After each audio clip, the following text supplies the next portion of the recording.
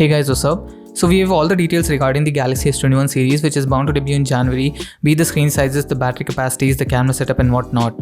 Now we know that these devices will be powered by the latest processors from Qualcomm and Samsung. What we don't know is how is the performance of these two processors compared to each other.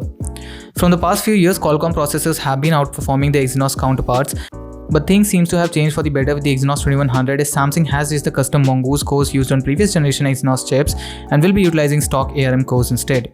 The stock cores from ARM are more power efficient than Samsung's Mongoose, which should result in less battery drain and better thermals, which in turn should lead to better performance. Now, Geekbench scores of both the Snapdragon 875 and the Exynos 2100 have leaked, and they depict a similar picture with the Exynos scoring higher than the Snapdragon 875 on the Galaxy S21 Plus.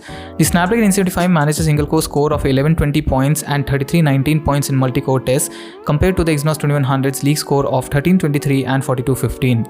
Now, I'm not sure as to why is there such a huge difference in the multi-core scores of both the SoCs, especially since they have a very similar architecture. So both the SoCs use a tri-cluster architecture with the primary Cortex-X1, 3 Cortex-A78s and 4 Cortex-A55s, but the difference lies in the clock speeds with the Exynos 2100 is higher clocked across all the cores. However, even the difference between the clock speeds can't be assumed to make such a huge difference in the scores, so the scores don't seem to be legitimate and we should wait a bit more to get a clear idea.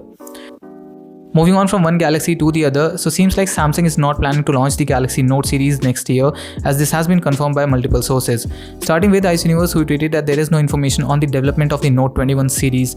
Now usually development begins at least 8 months prior to the launch, so having no information on it is certainly a bad sign.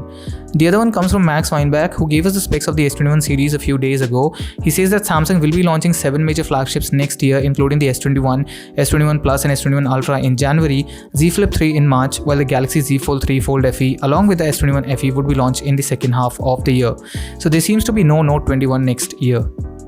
He also mentions that at least 3 of these devices will have the S Pen support, which may include the S21 Ultra, the Z Fold 3 and the Fold FE, which is awesome and something that we have been waiting for quite some time now. Also, the Fold FE might finally become a reality in 2021, which is a cheaper version of the Galaxy Fold, apparently coming in at $1,000. Samsung also seems to have skipped the number 2 for Z Flip in order to align it with the Galaxy Z Fold 3. They are focusing a lot on foldable devices, and support for the S Pen on the S21 Ultra and the Fold series may be the end for the Note lineup. Now, if you don't like the Galaxy Fold series for the thickness of the device when folded, you're in for a treat as Oppo has just showcased a new form factor with the Oppo X 2021, where the screen slides from the side and the smartphone turns into a mini tablet. The screen rolls into one of the sides to become a smartphone. Now, this is similar to what Samsung showcased a few years ago, so Samsung might be working on something similar. In fact, just a few days ago, Samsung's chairman Lee Jae-yong was seen with a mysterious smartphone that might very well be a rollable smartphone. That being said, do let me know what do you think about the departure of the Galaxy Note series down in the comments. That's it for this video. Thanks a lot for watching. Smash the like button if you liked it and consider subscribing to the channel for more tech videos. I will see you all in the next one. Till then, bye bye and stay safe.